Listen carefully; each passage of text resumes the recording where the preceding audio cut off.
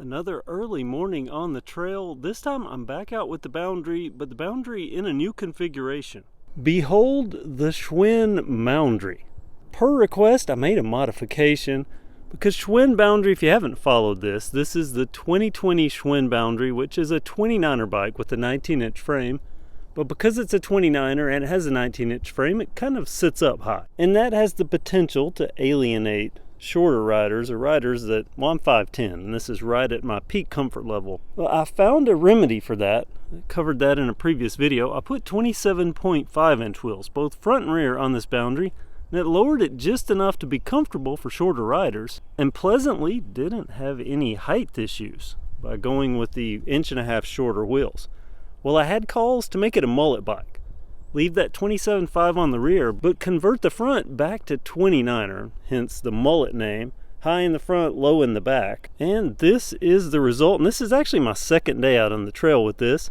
I filmed an entire video just like this, kind of a vlog style, live-ish style video, but I mentioned that this was the Schwinn Boundary Mullet edition, and then overnight, well, actually I woke up, and the term Boundary just hit me, so I thought I would kind of refilm this and get a second go at it to see if my perceptions and opinions changed any. Well, my opinions didn't change. It rides the same today as it did yesterday. It's just a little bit colder today outside. It's 32 degrees, which is practically Arctic conditions for us here in Alabama. Let me give you the pros and the cons, or the highs and the lows. Low, high. Yeah, I'm going to use the highs. So let's kick off with that.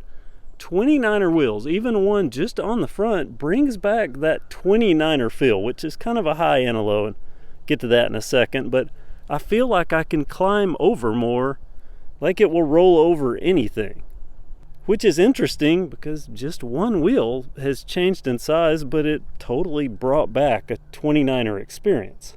That also means that the climbing is improved by 29er standards, or with 29er standards. Now that's also a detraction, and I'll get to that, but the improved side of that is that when standing on the pedals, climbing up a steep hill, I still feel like I can roll over things. Because, you know, when you're on 27.5 wheels or 26ers, and you're standing and encountering obstacles going uphill, there can be a perception that you're too far forward, even when you're not, just because everything is so low. Well, 29er helps eliminate that to some degree.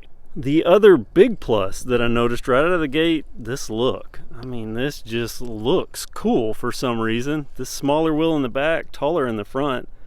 I don't know why, but this looks very much more performance-y than any configuration I've had this bike in thus far. Byproduct positive side effects, I get back my pointless green valve stem cap and my green rotor bolts. And I don't have the measurements because I haven't made them yet, but I know that it is just a hair higher at the bottom bracket and at the bottom of the pedal with the pedal down. So I'll measure that when I get back home and try to put it on the screen here, but slightly raised just a bit here. I'm going to edit this in, so this will be a cutscene with different footage in amongst two scenes, but I do want to mention, you know, I like 27.5 because of its nimbleness.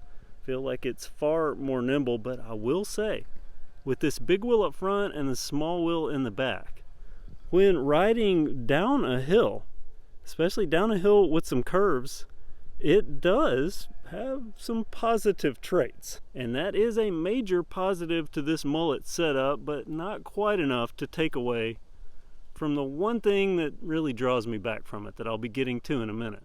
And did I mention that look? And I know I did, but I'm going to mention it again because it's just so cool. The Boundary. And now the negatives. The things that I don't like about this and will keep me from probably keeping it in this configuration. You know, I am a 27.5er guy. Like the bike so much more, even though I already liked it. But I liked it so much more with 27.5 on both ends. Going to the 29er up front, you know, talked about it, raises things up, brings back that 29er feel, which while it does help climbing obstacles going uphill, it makes going uphill a lot more effort induced. Effort intensive? I think I'm going to go there. Takes a lot more effort to get all this spinning up. Let me give you an example on this box 3 setup, this 50-tooth setup that I have on the Boundary. This is the top 50 tooth, the bottom actually. The low gear And the way I benchmark my bike fitness level, because you know, I've went from being pretty trail capable fitness wise to having what I call an e-bike fitness level. Well, if I haven't ridden in a while, I'm going to be in that top gear, this 50 tooth gear here up on the top, and I'm going to be breathing heavy even on that super easy gear. As I ride over the course of a few days getting back into riding, I can climb the same intro climb, and talking about this slow, steady soul sucker climb that I've mentioned before here at Wildwood. So I'll start out on that if I'm out of shape and haven't ridden in a while. And then in a day or two, I can drop down to the next gear, or actually go up to the next gear and make that same climb with about the same winded level and the same heart rate. And after a few days, I'll get to where I can move up even one further into the third gear. And I would like to say and so on as I move up, but pretty much on the soul sucker climb, usually end up at best on this third gear here, but still, I can do that.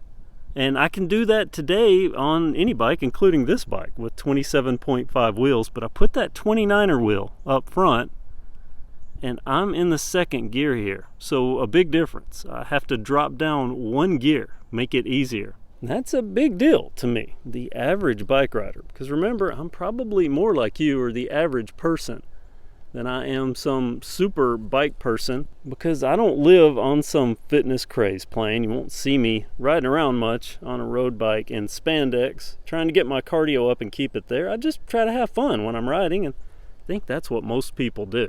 And don't take that wrong. I'm not putting down or trying to take away from anyone that does do that does wear spandex or is a super fitness person. As a matter of fact, I kind of admire someone that commits to a high fitness level, but I just try to have fun on bikes, including these big box bikes like the Boundary.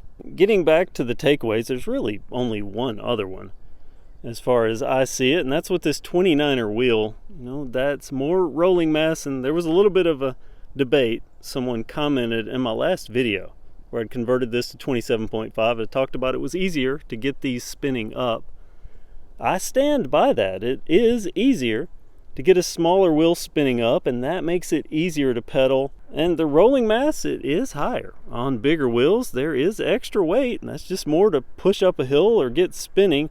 Now, I will say 29ers, to get a top speed, a high top speed, and maintain it, very much easier than the smaller tire. But I don't spend a lot of time at top speed. I spend a lot of time dreading going up hills and then trying to enjoy the little downhill sections that I have. And honestly, you know, not all that fast on those. Again, I just try to have fun. That's what it's all about to me. And that's why I like this much better in a 27.5, both wheels being 27.5, than I do with this mullet configuration, except again, for that look, it's so awesome. So I'll wrap this up, especially since I hear people coming here on the trail, and just say that I'll be putting this back to 27.5 on both wheels and enjoying it there. But there it is. I fulfilled a request, made this a mullet bike, what I call the Moundary. Thanks for watching. Be sure to give this video a thumbs up, subscribe if you haven't already. Make sure you have that notification bell active, and thanks for watching KevCentral. Have a great day.